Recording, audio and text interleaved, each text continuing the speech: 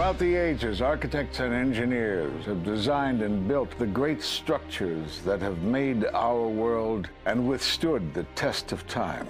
Hi, I'm Ed Asner. Welcome to Architects and Engineers. Let's look now at modern steel frame buildings. This is the Empire State Building, a marvel of modern architecture.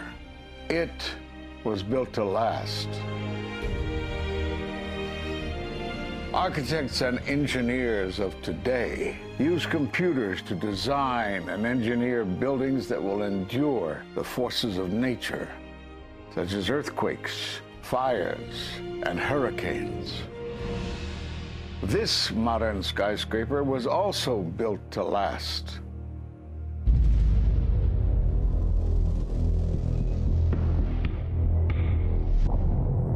We've seen buildings completely destroyed like this before, but only when done intentionally. Danny Jowenko is the expert on this in Europe. What did he say? Dit is controlled demolition. Zeker weten. Zeker weten. Er is nagesprongen. Dit is in opdracht gebeurd. Dit heeft een team gedaan van experts.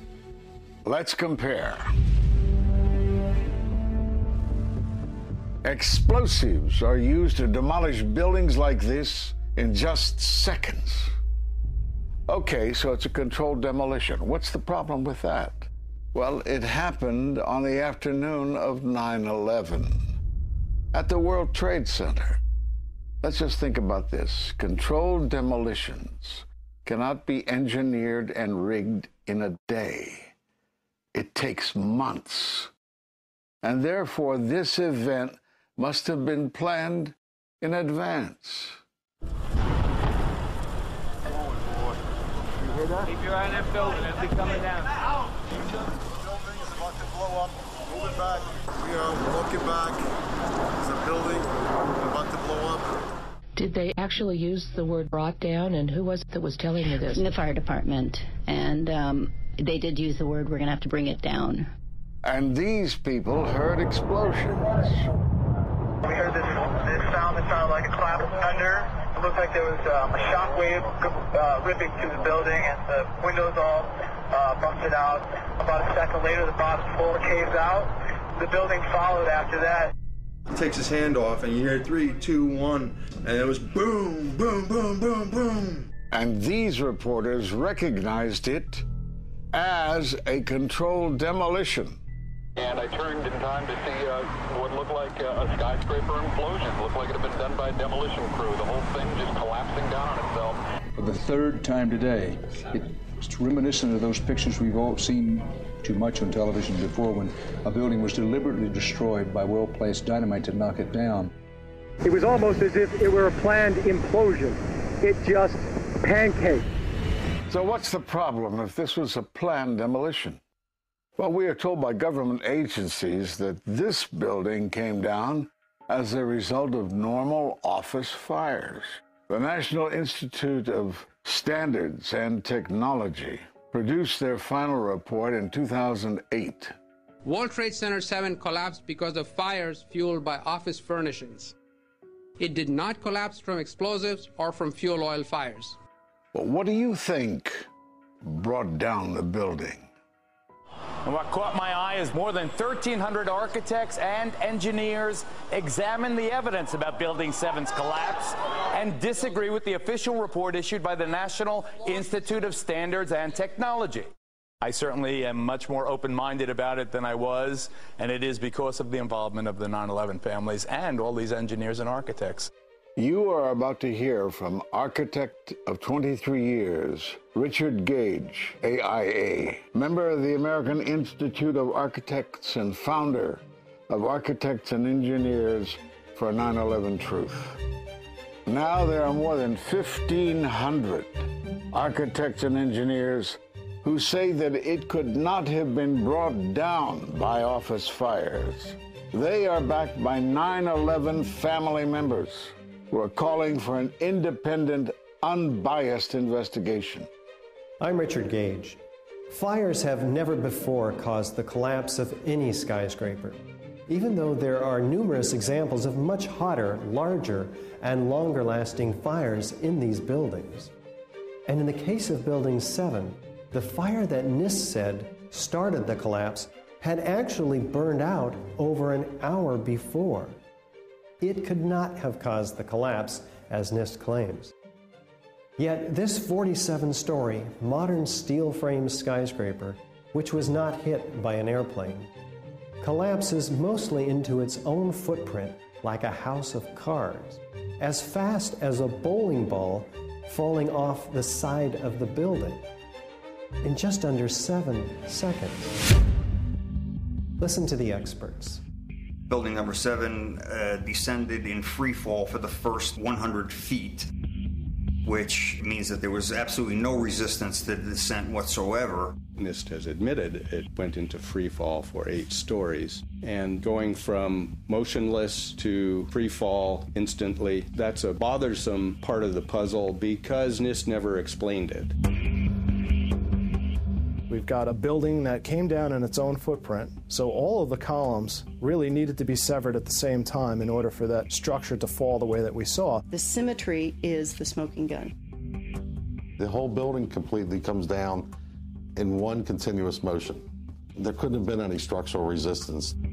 According to NIST, the failure occurred at column 79 on level 12. They're talking about a single columnar collapse or failure that resulted in a total collapse of the building. It is possible that you could have a local failure as a result of a connection failing. But the likelihood of that failure dragging the entire building in such a fashion that all the columns would fail at the same time is an impossibility. Impossibility? Yes. What I saw, it was a classic implosion. The center of the core, the penthouse area, starts to move first, and then the building follows along with it. I'd like to know why NIST excluded the document from FEMA in Appendix C that documented the evidence of melting steel. Why is this forensic evidence not being included in the report? In an office fire, you cannot generate enough heat to melt steel. And yet we have evidence of molten iron. R.J. Lee Company, USGS, and Dr. Stephen Jones's work, all three separately found these microspheres.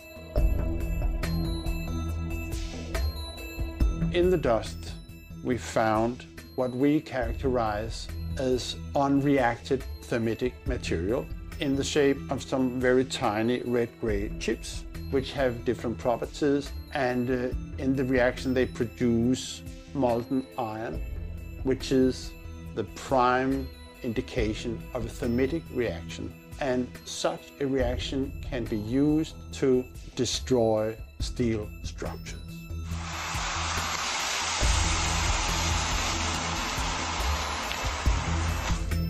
What we have found is a modern version of thermite, which we call nanothermite. There were these iron microspheres present in all of the dust samples that needed to have been formed in extremely high temperatures. I've independently seen thermitic activity within 2 separate independent samples of World Trade Center dust. My contention, based on finding thermite residue in the dust, is that it happened before. It didn't happen after in the fires that ensued in the rubble pile afterwards. All the characteristics of the microspheres tell me that thermite was involved in melting those steel beams. So thermite, if it was present at the World Trade Center and created this molten metal that so many witnesses and photographic evidence shows, would also explain the fact that the fires could not be put out at Ground Zero. The only thing that is consistent with all of the evidence that we have that could cause such a thing is the use of thermite to cut through the steel. You'd get down below and you'd see molten steel running down the channel rails. Like you're in a foundry. Yeah. Like lava. Like it was lava. From a volcano.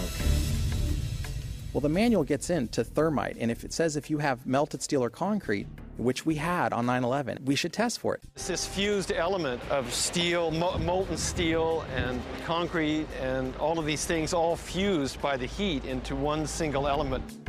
We're asking for an investigation that follows national standards. There's no excuse to not test for this. If terrorists used explosives in 93, why didn't we test for them? If all these witnesses heard explosions, why aren't we testing for them?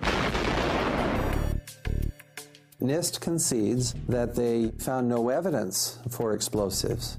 So then we asked them, well, did you look? And they said, no, we did not look for explosives or residues of explosives. So the preconceived notion of NIST is that there's no evidence for explosives, and so there's no point in looking. That is the most unscientific thing that you can possibly think of, not to look because you don't expect to find evidence, and in fact the evidence is overwhelming. They state these conclusions for which there's virtually no evidence, and then they ignore conclusions that can be drawn from the evidence.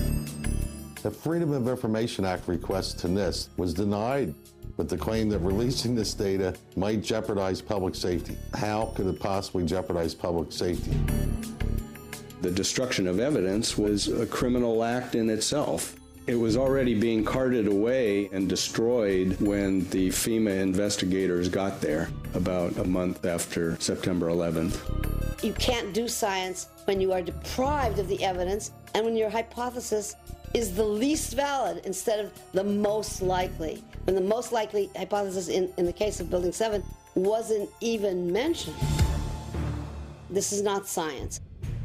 The scientific forensic evidence, ignored by NIST, but carefully reviewed by teams of technical professionals, corroborates the hypothesis of explosive-controlled demolition. We've traveled to 21 foreign countries and 32 American cities, bringing this evidence to the attention of the public. And we're backed by 9/11 family members and other concerned citizens who are calling for an independent, unbiased investigation. I'm a family member trying to find out the answers to the murder of 3,000 plus people. The bottom line is that it needs to be investigated properly. Please look at architects and engineers. People all around the world, scientists all around the world are questioning this. And there's some deep, deep explaining to do. It took some kind of consciousness raising on my part before I was willing to look at the possibilities. And really, you need to go where the evidence leads.